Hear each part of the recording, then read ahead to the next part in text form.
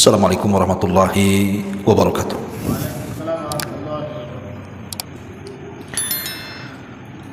Alhamdulillah. Alhamdulillahilladzi hamdan katsiran tayyiban mubarakan fih kama yuhibbu rabbuna wa yarda. Asyhadu an la ilaha illallah wahdahu rabbi la syarika lah wa asyhadu anna Muhammadan abduhu wa rasuluhu alladzi la nabiyya ba'dah, amma ba'd. Masyaallah, syukran. Ma'asyiral muslimin yang dimuliakan Allah Subhanahu wa taala, alhamdulillah. Malam ini kita kembali bisa duduk untuk bertalabul ilmi di Masjid Nidaul Ilmi. Dan pembahasan di malam hari ini kita akan menyingkap satu istighfar yang disebut dengan Sayyidul Istighfar, penghulunya istighfar.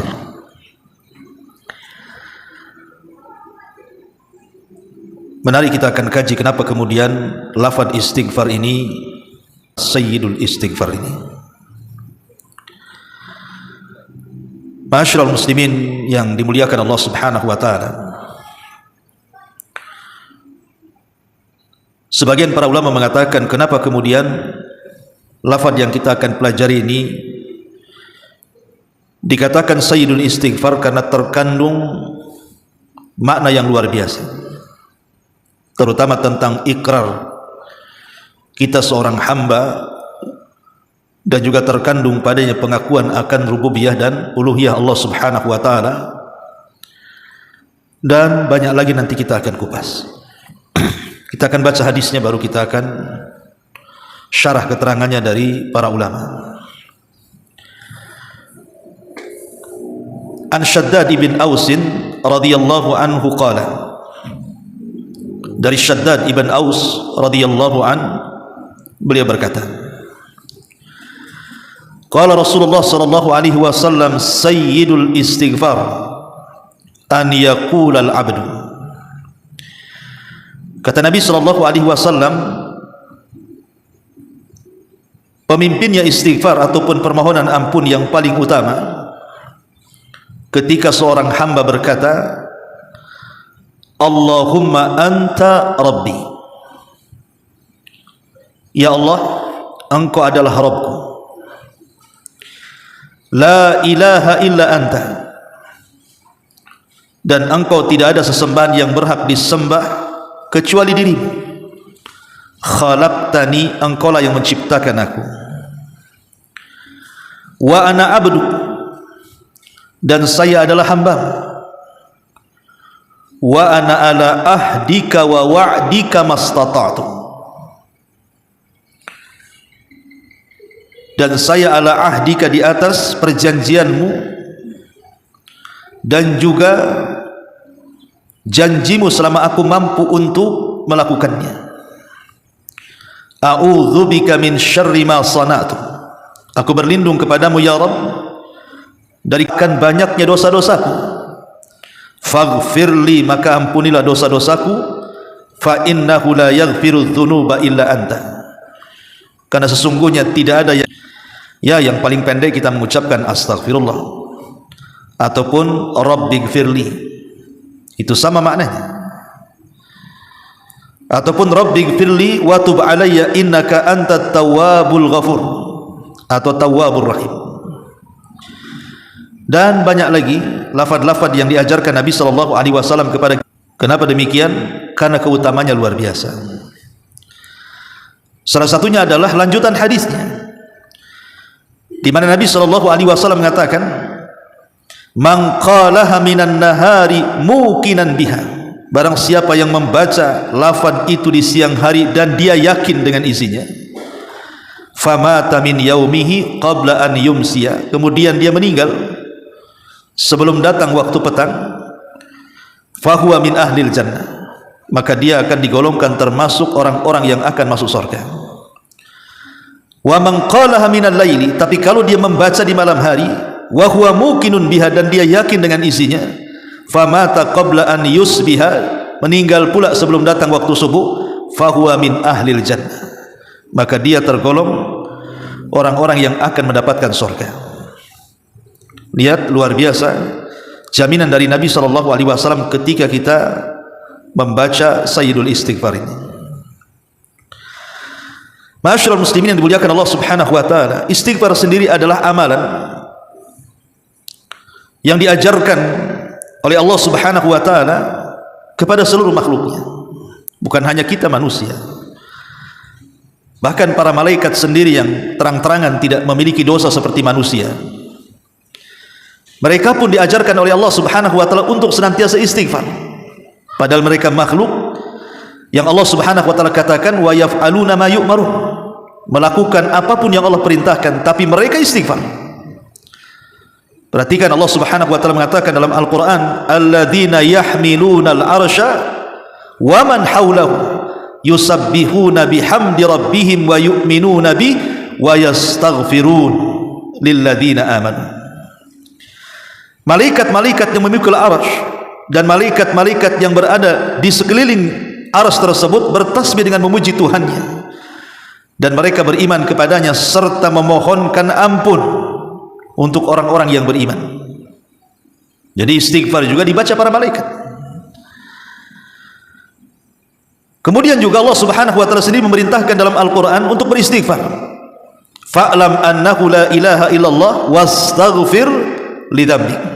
Ketahuilah bahwa tidak ada Tuhan yang berhak disembah kecuali Dia, dan mohonlah ampun kepada Allah atas dosa-dosa. Bahkan setiap hari dalam salat kita juga diajarkan agar kita terus beristighfar kepada Allah Subhanahu wa taala. Bagi antum yang salat wajib yang biasa membaca iftitah, Allahumma ba'id baini wa baina khotoyaya kama ba'adta bainal masyriqi wal maghrib. Allahumma naqqini min khotoyaya kama yunaqqas thawbul abyadu minad danas. Allahumma ghsilni min khotoyaya bil ma'i was salji wal barad. Ini pun lafaz istighfar, karena intinya adalah memohon kepada Allah agar dosa-dosa kita diampuni. Ya Allah, jauhkanlah antara aku dan kesalahan-kesalahanku sebagaimana Engkau menjauhkan antara timur dan barat. Ya Allah, bersihkan aku dari kesalahan-kesalahanku sebagaimana baju putih dibersihkan dari kotoran. Ya Allah, sucikanlah aku dari kesalahan-kesalahanku dengan air, salju dan juga embun. Ya, kandungan isinya doa iftitah ini intinya adalah meminta kepada Allah Azza wa Jalla supaya kita dibersihkan dari dosa, dan itu juga istighfar. Karena istighfar itu artinya meminta ampun kepada Allah Subhanahu wa taala. Bahkan dalam setiap sujud Nabi SAW juga mengajarkan doa yang isinya juga ada istighfar, kan? Subhanakallahumma rabbana wa bihamdika Allahumma firli. Itu juga salah satu lafaz yang diajarkan Rasul untuk dibaca ketika sujud kita itu. Maha suci Engkau ya Rabb, Rabb kami, pujian untukmu, ampunilah di dalam wa bihamdika, dengan memujimu, Allahumma gfirli, ya Allah ampunilah dosa-dosaku. Intinya bahwa istighfar ini sangat penting sekali, karena beruntung orang-orang yang banyak istighfar kelak pada hari kiamat. Kalau dihadapkan kepada Allah Subhanahu wa taala, catatannya itu penuh istighfar. Kata Nabi SAW, tuba liman wajada fi sahafatihi istighfaran katsiran. Beruntunglah bagi orang-orang yang berjumpa dengan Allah, ternyata lembaran-lembaran catatannya penuh dengan istighfar. Ma'asyiral muslimin yang dimuliakan Allah Azza wa Jalla, baik, kita akan masuk pada pembahasan rahasia di balik Sayyidul Istighfar ini. Ma'asyiral muslimin yang dimuliakan Allah Subhanahu wa taala, ada beberapa poin yang kita akan bahas dalam kalimat Sayyidul Istighfar ini. Pertama, di sini Nabi SAW mengajarkan, Allahumma anta rabbi, ya Allah, Engkau adalah Rabb. Kalimat ini, ikhwatu fiddin, muliakan Allah Subhanahu wa taala, adalah pengakuan kita kepada Allah akan rububiyahnya. Jadi ketika kita mengatakan Allahumma anta rabbi, ya Allah Engkau adalah Rabbku, maknanya kita yakin bahwa tidak ada yang menciptakan, tidak ada yang mengatur, tidak ada yang menguasai, tidak ada yang memberikan rizki, tidak ada yang menghidupkan, mematikan, mengatur alam semesta ini kecuali Allah Subhanahu wa taala. Itulah makna rububiyah. Jadi makna rububiyah adalah betul-betul kita meyakini bahwa tidak ada yang menciptakan kecuali Allah, tidak ada yang mengatur kecuali Allah, tidak ada yang menguasai kecuali Allah, tidak ada yang menghidupkan dan mematikan kecuali Allah, tidak ada yang memberikan rezeki kecuali Allah, tidak ada yang mengelola alam semesta ini kecuali Allah subhanahu wa ta'ala. Dengan kita mengakui kerububiyahan Allah, muncullah ta'zim, pengagungan kita kepada Allah azza wa jalla. Muncul pengagungan. Jadi ketika kita katakan Allahumma anta rabbi, muncul pengagungan kita kepada Allah, karena alam semesta ini milik Allah subhanahu wa ta'ala, bahkan kita sendiri milik Allah subhanahu wa ta'ala. Kemudian setelah kita mengakui rububiyah Allah azza wa jalla, kemudian kita katakan la ilaha illa anta, tidak ada ilah yang berhak disembah kecuali engkau. Ini pengakuan kita kepada Allah akan uluhiyah namanya. Apa bedanya rububiyah dengan uluhiyah? Kalau rububiyah itu bicara soal perbuatan-perbuatan Allah, Allah yang menciptakan, Allah yang mengatur, Allah yang menghidupkan, Allah yang mematikan, Allah yang mengelola, Allah yang membinasakan, dan begitu seterusnya. Pokoknya yang berkaitan dengan perbuatan Allah itu disebut rububiyah. Tapi uluhiyah itu terbalik. Uluhiyah itu kembali kepada perbuatan kita yang kita berikan kepada Allah. Salat itu perbuatan kita, puasa, zakat, haji, sedekah, baca Quran, silaturahim, birrul walidain, sebutkan ibadah apa saja. Di mana ibadah-ibadah ini tidak boleh diberikan kecuali kepada Allah. Kenapa? Karena di sana tidak ada sesembahan yang berhak disembah kecuali Allah. Tidak ada ilah yang berhak disembah dengan benar kecuali Allah. Berarti kalimat la ilaha illallah ini pengakuan kita kepada Allah akan uluhiyahnya. Bahwa kita tidak mungkin salat kecuali kuhadapkan kepadamu, tidak mungkin sedekah kecuali karena untukmu, tidak mungkin melakukan ibadah apapun dipalingkan kecuali kepadamu ya Rabb.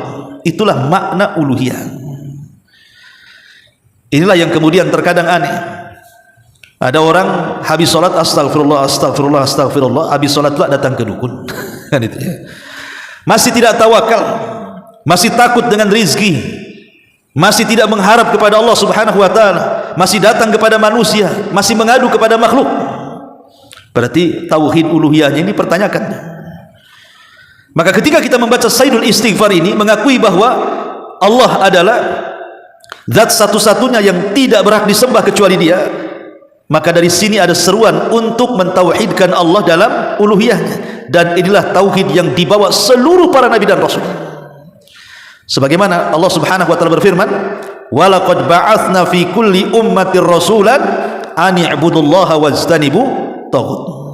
Dan tidaklah kami utus pada tiap-tiap umat ini seorang rasul, tugas mereka sembahlah Allah, jauhi sesembahan selain daripada Allah subhanahu wa ta'ala. Setelah kita mengakui rububiyah Allah, mengakui uluhiyah Allah subhanahu wa ta'ala, maka lanjutnya khalaqtani wa ana abduk, engkau telah menciptakan aku ya Rabb, dan aku adalah hambamu.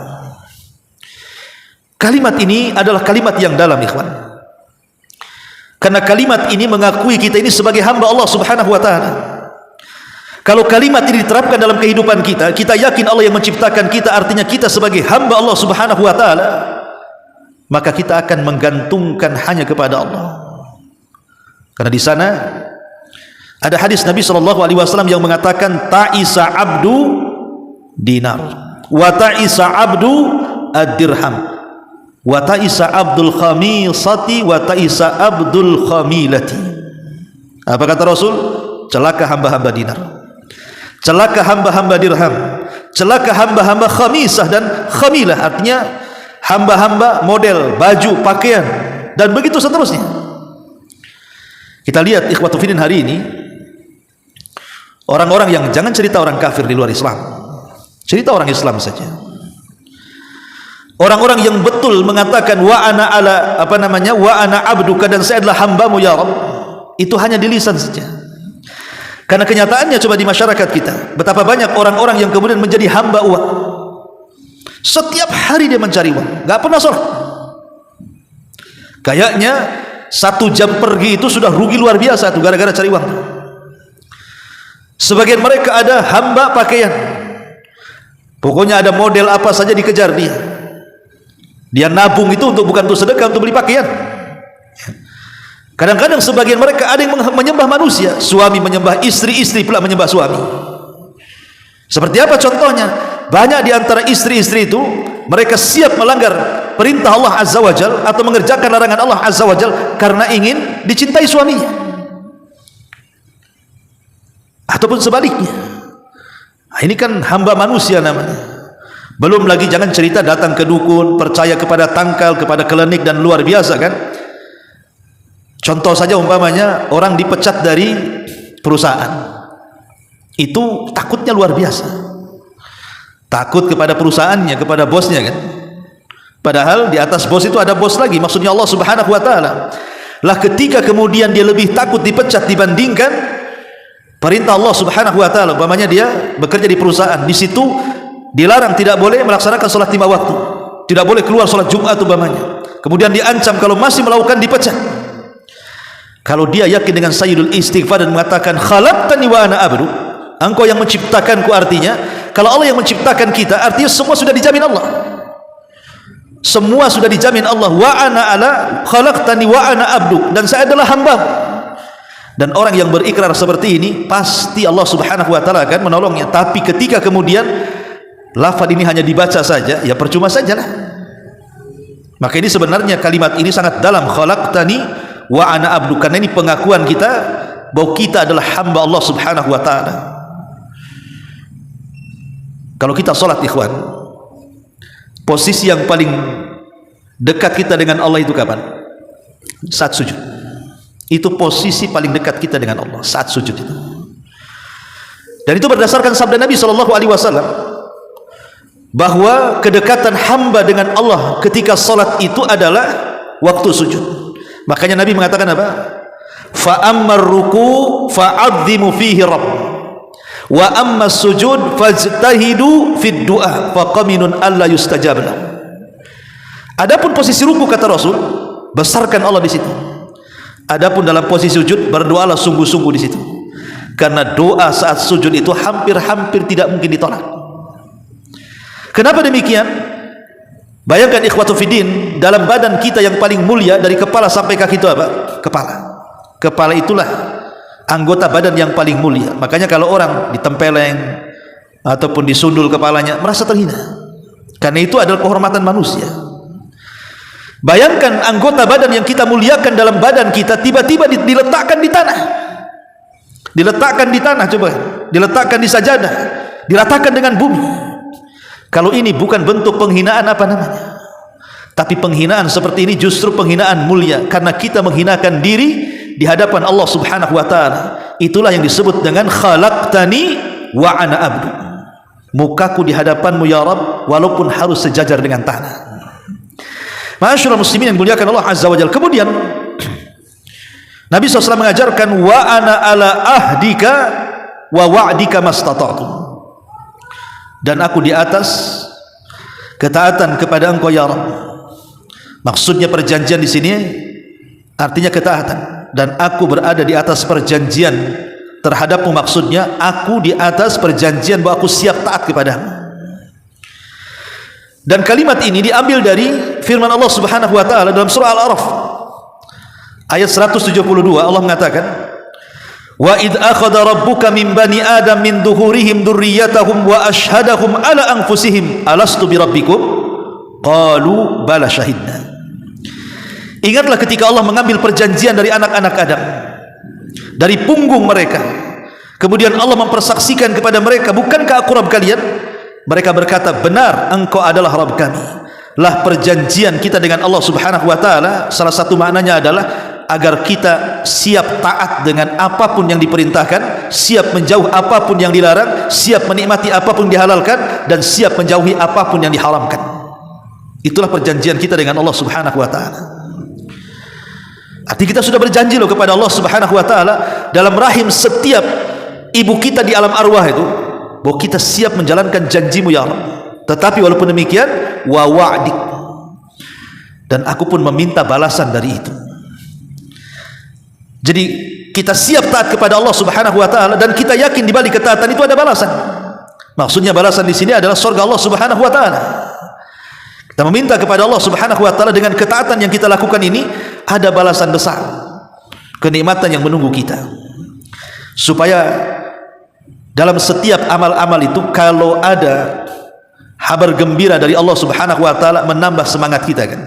Makanya kalau kita lihat amalan-amalan dalam Islam itu selalu Nabi Shallallahu alaihi wasallam memberikan pahala yang memotivasi. Contoh umpamanya, barang siapa yang sholat subuh kemudian tidak beranjak dari tempatnya sampai matahari terbit meninggi 1 tombak, lakukan sholat syuruk, pahalanya sama dengan haji dan umrah secara sempurna. Dan pahala haji dan umrah secara sempurna apa? Kata Nabi sallallahu alaihi wasallam, al-hajjul mabrur laisa lahul jaza indallahi illal jannah. Bahwa haji yang baik itu tidak ada balasan yang tepat kecuali surga. Artinya ketika kemudian orang duduk selepas subuh, kemudian berzikir sampai syuruk, kemudian melaksanakan sunnah syuruk, seolah-olah dia dijanjikan dengan surga, karena pahalanya sama dengan haji, dan pahala haji itu surga. Begitulah Nabi Shallallahu alaihi wasallam selalu mengingatkan soal surga. Makanya banyak para sahabat itu yang datang kepada Rasul, ceritakan kepada kami atau ajarkan kepada kami amalan-amalan yang bisa memasukkan kami ke surga. Itulah yang dikehendaki para sahabat kepada Nabi Shallallahu alaihi wasallam kan? Karena tujuan mereka hidup tidak lain dan bukan kecuali surga. Di mata mereka dunia itu hanya tempat lewat saja. Makanya ketika Abdullah ibn Haram, ayahanda Jabir bin Abdullah radhiyallahu an, dia kan cacat, tidak layak jihad dan sudah tua. Dan orang yang tua dan cacat memang ada rukhsah untuk tidak ikut jihad. Tetapi karena dia merasa bahwa dia tidak terlibat dalam perang Badar, dan itu perang kemenangan kaum muslimin, datang perang Uhud, dia tidak mau kemudian lepas dari peperangan ini. Maka dia datang kepada Nabi Shallallahu alaihi wasallam untuk mendaftarkan diri sebagai mujahid. Anaknya Jabir datang mengatakan, ya Rasulullah, bukankah orang tua renta dan sakit itu ada rukhsah untuk tidak berjihad? Kata Rasul, ya. Maka dia mengatakan, ya Rasul, kalau begitu jangan libatkan ayahku dalam perang ini. Kata Nabi Shallallahu alaihi wasallam melirik ayahanda Jabir dan mengatakan, wahai Abdullah ibn Haram, bagaimana pendapat anakmu di sini? Sebaiknya kau tidak ikut jihad, biar posisimu digantikan anak. Tapi Abdullah ibn Haram marah dan mengatakan kepada anaknya, laulal jannah la afartuka iya. Kalau bukan karena surga, aku siap digantikan posisinya. Ini masalah surga, aku nggak mau. Begitulah para sahabat. Mereka yakin dengan janji Allah Subhanahu wa taala, makanya sudah hilang rasa takut mereka akan kematian karena terkalahkan dengan keyakinan mereka akan surga Allah Subhanahu wa taala. Ini luar biasa para sahabat akan meyakini janji itu. Tapi memang mereka generasi terbaik. Hari ini kalau ditawari surga, mana ada? Ya. Jelas-jelas hadisnya kan? Jelas-jelas tuh hadisnya. Bahwa siapa yang melakukan ini itu surga. Gak mau juga dia melakukannya. Ya, contoh datang ke majelis ta'lim saja. Nabi SAW mengatakan apa? Man salaka tariqan yaltamisu fihi ilma sahhalallahu bihi tariqan ilal jannah, kata Rasul kan. Siapa yang melangkahkan kaki menuju majelis ta'lim dalam rangka mencari ilmu agama, Allah mudahkan langkah dia ke surga. Kurang apa hadis ini jelasnya? Pertanyaannya, berapa banyak orang yang hadir di majelis-majelis ta'lim? Coba ada konser musik, ada kampanye calon presiden, numplak di mana-mana kan. Ma'asyiral muslimin yang dimuliakan Allah Azza wa Jalla, itulah terkadang keyakinan kita kepada surga itu masih kecil. Pertanyaannya kenapa? Ya, karena Allah Subhanahu wa taala menyebut dunia lebih dulu dibandingkan akhirat, itu jawabannya. Kenapa kita kurang yakin dengan akhirat? Karena setiap Al-Quran itu menyebutkan akhirat selalunya didahulukan dunia. Seperti Allah mengatakan apa? Bal tu'thirunal hayatad dunya wal akhiratu khairu wa abqa. Bahkan kalian lebih mendahulukan kehidupan dunia dan akhirat itu, padahal akhirat itu lebih kekal dan lebih baik. Allah dahulukan dunia baru akhirat. Apa maknanya di sini? Maknanya gini, ikhwan. Kalau antum terlahir di sorga, kira-kira antum mau ke dunia? Seandainya antum lahir di sorga, kira-kira antum mau ke dunia enggak? Ya enggak mungkin. Di sorga itu mala ainun ra'at wala udhunun sami'at wala khatara ala qalbi bashar. Kenikmatannya tidak bisa dilihat mata, didengar telinga, terlintas pun tidak. Saya yakin orang kalau lahir di sorga mustahil ingin ke dunia. Masalahnya kita lahir di dunia dan belum tahu surga, hanya ceritanya saja. Kita kurang yakin dengan yang tidak nyata dan kita lebih yakin dengan yang nyata, itu masalahnya. Kita kurang yakin dengan perkara gaib, lebih yakin dengan perkara yang kasat mata.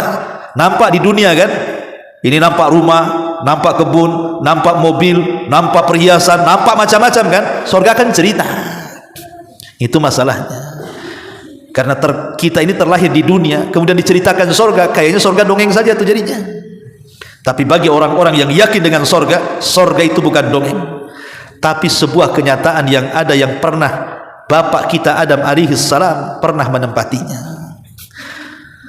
Kemudian Nabi SAW mengajarkan dalam Sayyidul Istighfar ini, a'udzu bika min syarri ma sana'tu.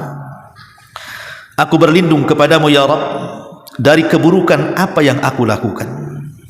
Di sini apa? Ada i'tiraf bidzambi namanya, pengakuan dosa. Dan dalam tobat itu pengakuan dosa penting. Karena itu diantara salah satu sebab diterimanya tobat kita.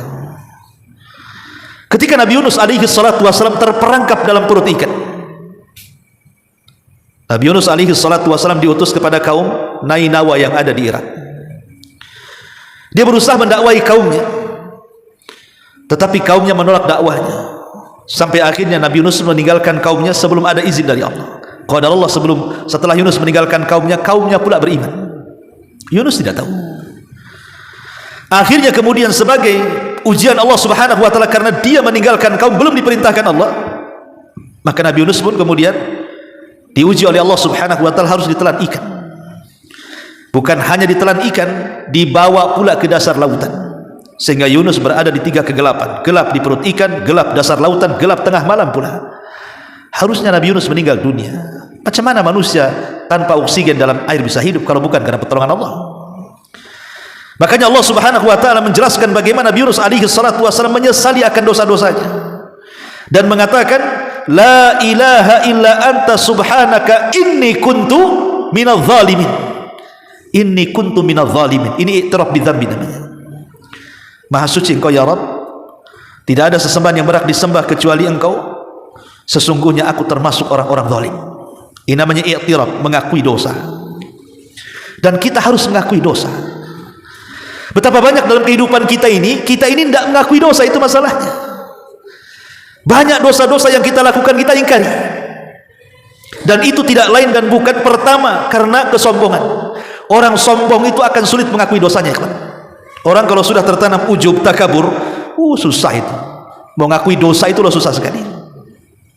Karena biasanya orang-orang yang sombong itu merasa benar, itu masalahnya. Tidak pernah merasa salah. Kemudian yang kedua, orang hasad. Orang hasad itu tidak akan mengakui dosanya, karena dia sibuk memikirkan dosa orang. Dosa sendiri tidak dipikirkan dia. Dia mikir orang lain tapi dirinya nggak terpikir tuh. Orang-orang hasad itu susah untuk mengakui dosa. Termasuk orang-orang yang susah mengakui dosa itu adalah orang-orang yang dalam hatinya penuh dengan kotoran dan tidak pernah dibersihkan, kotoran maksiat. Karena kalau orang bermaksiat satu kali, kata Rasul, Allah letakkan titik hitam satu. Kalau dua, Allah letakkan titik hitam dua. Kalau ribuan maksiat dilakukan, hilang tuh semua hatinya karena terkena titik hitam semuanya. Dan kalau sudah seperti itu akan jadi ron dan akan jadi keras. Orang yang keras hati susah mengakui dosa. Makanya di sini ada pengakuan, wa a'udzubika, aku berlindung kepadamu ya Rabb dari keburukan yang aku lakukan, dari dosa yang aku lakukan. Makanya dalam surah Al-Falaq kita juga disuruh untuk berlindung dari apa? Dari keburukan makhluk yang Allah ciptakan. Di sini kita berlindung kepada Allah dari keburukan yang kita ciptakan. Makanya kalau kita lihat dalam muqaddimah khutbatul hajah, innal hamdalillah nahmaduhu wa nasta'inuhu wa nastaghfiruh wa na'udzu bika min syururi anfusina. Dan kami berlindung kepadamu ya Rabb dari keburukan-keburukan yang kami ciptakan. Ingat, keburukan yang muncul dari diri kita itu penyebabnya apa? 2. Pertama, hawa nafsu. Yang kedua, syaitan. Cuma 2 saja. Keburukan yang kita lakukan itu sumbernya cuma 2. Pertama hawa nafsu, yang kedua syaitan. Hawa nafsu menciptakan keburukan syahwat, dan syaitan menciptakan keburukan syubhat. Syahwat ini menghancurkan akhlak, kalau syubhat itu menghancurkan agama. Saya contohkan biar antum paham apa bedanya syahwat dengan syubhat itu. Ketika Allah Subhanahu wa taala mengusir Adam dari sorga, apa penyebabnya? Dosanya syahwat. Ketika Allah Subhanahu wa taala mengusir iblis dari sorga, apa dosanya? Syubhat. Apa bedanya syahwat dengan syubhat? Ketika Allah Subhanahu wa taala katakan kepada Adam, "Hei Adam, jangan dekat-dekat pohon ini, apalagi kau makan buahnya, karena engkau termasuk orang-orang zalim kalau sampai melakukannya." Akhirnya Adam pun terkena waswas syaitan, didekatilah pohon itu dekat-dekat, akhirnya pula dimakan. Makan ini urusan perut, dan perut itu urusan syahwat. Sebab penyakit syahwat inilah Adam terusir dari surga. Beda Adam, beda iblis. Kalau iblis dosanya bukan itu. Ketika Allah Subhanahu wa taala merintahkan kepada para malaikat termasuk juga iblis, usjudu li Adam, sujud kalian kepada Adam. Fasajadu, semua malaikat sujud illa iblis, kecuali iblis. Kenapa iblis tak sujud? Padahal Allah yang perintahkan. Ada syubhat di kepalanya. Apa kata iblis? Ya Rabb, ana khairum minhu, saya lebih baik daripada Adam. Khalaqtani min nar wa khalaqtahu min tin. Kau ciptakan aku dari api, kau ciptakan dia dari tanah. Itu syubhatnya itu iblis itu. Seolah-olah apa? Seolah-olah api itu lebih baik daripada tanah. Padahal ini kias ma'al farik namanya. Tanah jauh lebih baik daripada api. Di tanah inilah kita bisa ibadah, di tanah inilah kita bisa bangun rumah, bangun masjid, bangun ini, bangun itu, macam-macam. Kerjaan api apa? Cuman satu, bakar-bakar. Nggak ada lagi. Ya. Itulah iblis, syubhat di kepala dia. Jadi yang menjadikan orang melakukan keburukan itu karena dua dorongan. Pertama syahwat, yang kedua syubhat. Contoh, antum malam-malam enak tidur apa sholat malam? Enak tidur lah daripada sholat malam. Siapa yang menyuruh tidur dan siapa yang menyuruh sholat malam? Yang menyuruh tidur syahwat, yang menyuruh sholat malam wahyu. Wahyu terkalahkan dengan syahwat, ya sudahlah tidur saja, ngapain pula sholat. Ada dua tempat, satu konser musik, satu pengajian. Kaki ini bingung nih, enak ke konser atau enggak ke pengajian? Enak ke konser lah pada pengajian. Siapa yang dorong? Syahwat, terkalahkan syahwatnya. Oke lah, jangan konser lah, pengajian kuliner lah. Dua aja. Ini istri ngajak makan nih, ini di masjid ada kajian nih. Makan apa kajian? Ngitung kancing pula, makan kajian, makan pula terakhir. Coba ingat, syahwat kan di situ. Jadi syahwat ini yang kemudian dorong-dorong, akhirnya kemudian orang itu sudah tidak lagi mengenal wahyu. Memang begitu, orang bersedekah juga sama. Nih sedekah, masjid perlu, rumah pula perlu juga renovasi. Sama-sama renov nih. Masyaallah muslimin yang dimuliakan Allah Azza wa Jalla. Lah syahwat inilah yang kemudian merusak akhlak.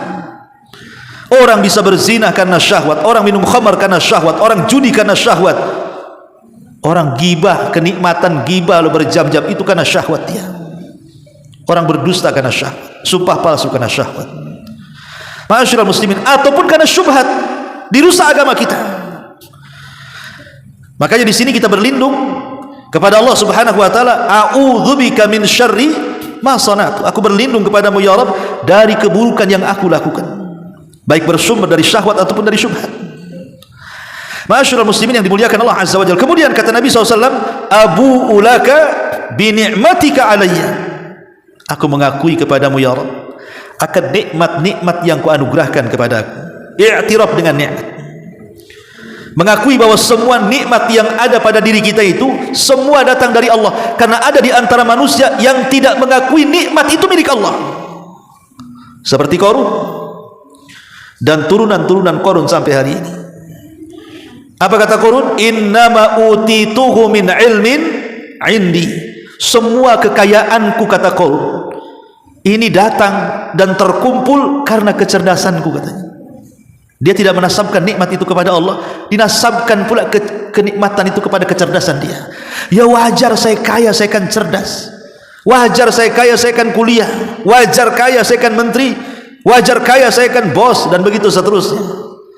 Ma'asyiral muslimin yang dimuliakan Allah Subhanahu wa taala, ketika kemudian orang tidak menasabkan nikmat itu kepada Allah Subhanahu wa taala, ingat, la in syakartum la azidannakum wa la in kafartum inna adzabi lasyadid. Kalau kalian syukur ku tambah, kalau kalian kufur siap-siap saja dihilangkan seperti korun. Maka kalimat abu'u laka bi ni'matika alayya, aku mengakui kepada engkau akan nikmat-nikmatmu kepada aku, ini sama dengan ucapan Nabi Allah Sulaiman alaihi salatu wasalam, hadza min fadli rabbi. Ini semua karunia dari Allah Subhanahu wa taala. Ingat, semua nikmat itu karunia. Allah berikan kita kecerdasan, itu karunia. Kalau Allah tidak hendak memberikan kecerdasan, tetap bego sampai kiamat kita. Allah yang kasih. Ketika Allah Subhanahu wa taala berikan kekayaan, itu semua karunia Allah. Kalau Allah tidak berikan karunia, tetap dia miskin sampai kiamat. Apalagi sebutkan. Kenikmatan-kenikmatan itu semua datang dari Allah Subhanahu wa taala. Maka katakan seperti Sulaiman mengatakan, hadza min fadli rabbi. Ini semua karunia Allah. Supaya kita tidak sombong. Karena yang menjadikan penyebab kesombongan itu ketika merasa nikmat itu dia yang kelola, dia yang punya, dan tidak menasabkan kepada Allah. Abu'u laka bi ni'matika alayya. Kemudian Nabi SAW melanjutkan sabdanya, wa abu'u bi dzambi faghfirli, dan aku mengakui dosa-dosaku ya Rabb, maka ampunilah dosaku. Harus diakui dengan dosa kita, karena setiap manusia itu ikhwan pasti melakukan dosa kan. Apa kata Nabi? Kullu bani Adam khatta'un wa khairul khatta'ina tawwabun. Setiap anak Adam itu pasti melakukan kesalahan, dan sebaik-baik orang yang melakukan kesalahan itu segera bertobat. Itu yang harus dilakukan seorang hamba. Jangan pernah menumpuk-numpuk dosa. Makanya kata para ulama, kalau kita melakukan dosa, hari ini kita melakukan dosa, maka hari ini juga kalau bisa kita bertobat kepada Allah. Walaupun besok umpamanya melakukan dosa yang sama, maka minta lagi ampun kepada Allah. Jangan pernah menumpuk-numpuk dosa, gitu maksudnya. Hari ini tadi kita berghibah, menggibah tetangga kita, langsung tobat. Walaupun besok menggibah lagi, tobat lagi, gitu maksudnya. Jadi kalau bisa dosa itu jangan ditumpuk. Karena yang namanya kematian itu tidak pernah mengenal tobat kita. Betapa banyak orang-orang yang kemudian bertobat itu saat sakaratul maut, seperti Firaun. Dia mengatakan amantu bima amanat bi Bani Israil, aku beriman dengan apa yang dimani Bani Israel. Manfaat tobatnya? Tidak. Karena Rasul mengatakan innallaha yakbalu taubata abdin ma lam yughargir. Allah itu menerima tobatnya hamba sebelum nyawa di kerongkongan, atau dalam riwayat sebelum matahari terbit dari arah barat. Jadi kalau ada kesempatan untuk bertobat, kenapa tidak bertobat? Nabi SAW saja dalam sehari itu 70 sampai 100 kali mengatakan astagfirullah, astagfirullah, astagfirullah, astagfirullah. Kalau kita malas kemudian mengucapkan astagfirullah, astagfirullah sampai 100.000 kali dalam sehari, cukup membaca sayyidul istighfar 1 kali di pagi hari dan 1 kali di sore hari. Kan ada solusinya. Dan ini sebaik-baik istighfar. Abu'u bi dzambi faghfirli, dan aku mengakui dosa-dosaku ya Allah, maka ampunilah dosaku. Di zaman Bani Israel ada orang jahat, dia membunuh 99 nyawa. Dan orang yang membunuh itu di zaman kita aja, kalau ada tetangga kita bunuh orang, kan kita katakan sadis sekali, apalagi sampai dimutilasi korbannya. Sadis sekali mungkin kita katakan seperti itu. Yang dibunuh orang ini bukan 1 orang, 2 orang, 99 jiwa dia bantai. Tetapi akhirnya hidayah menyapa dirinya, dia mengakui dosanya, dia ingin tobat. Dia datang kepada seorang abid tapi jahil, kepada seorang ahli ibadah, tapi dia tidak paham ilmu. Dia coba bertanya, ada enggak orang sepertiku yang sudah membunuh 99 jiwa ini pintu tobat? Karena walaupun dia ahli ibadah tapi dia jahil, tidak punya pengetahuan ilmu, langsung dia mengatakan tidak ada tobat bagimu. Orang sepertimu tidak layak masuk surga, karena engkau sudah membawa dosa pembunuhan 99 jiwa. Meradanglah preman ini.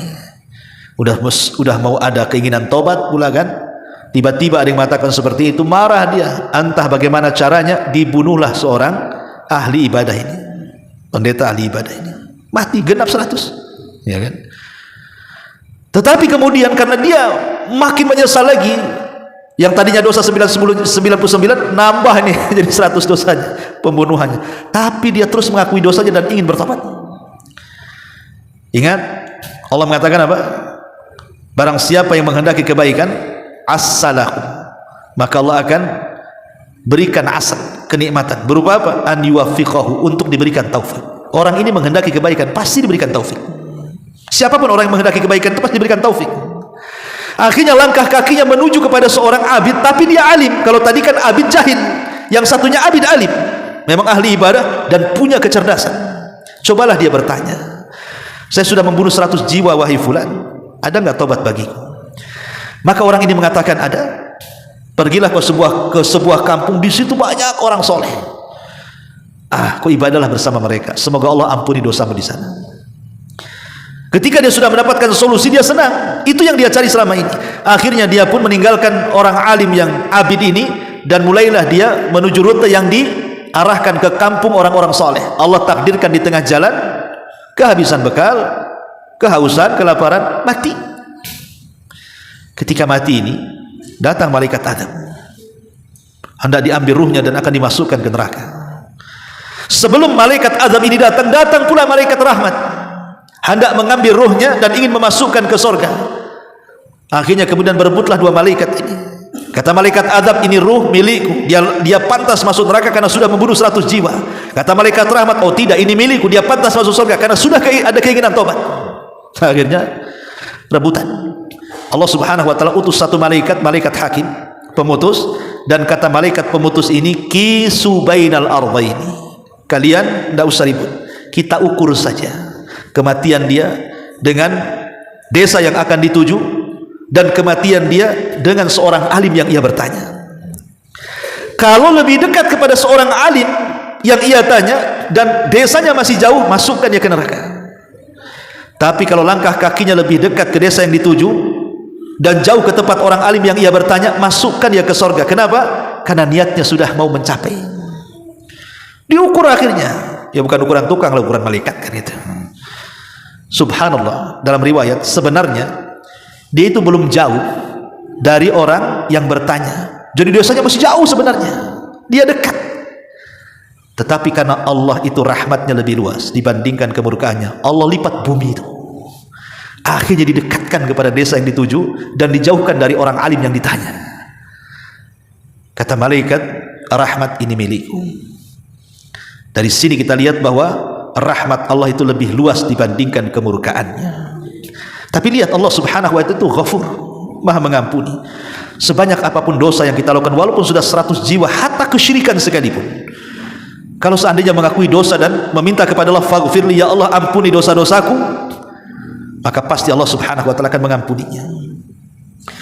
Karena nanti pada hari kiamat, ikhwatu fiddin, orang-orang yang mendapatkan hisab yang mudah, kan hisab itu ada dua, ada hisab yang mudah, ada hisab yang sulit.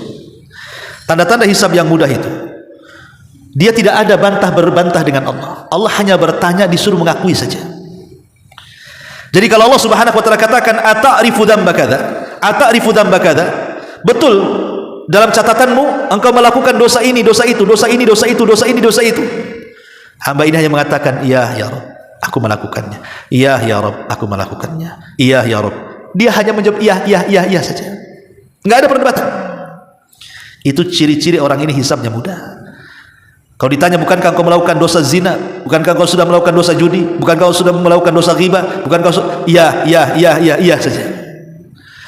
Maka Allah subhanahu wa ta'ala mengatakan, satartuha alaika fid dunya wa ana aghfiru halakal yaum. Karena engkau mengakui dosa-dosamu dulu di dunia, sudah kututup dosamu. Sekarang di akhirat ku ampuni dosa-dosamu.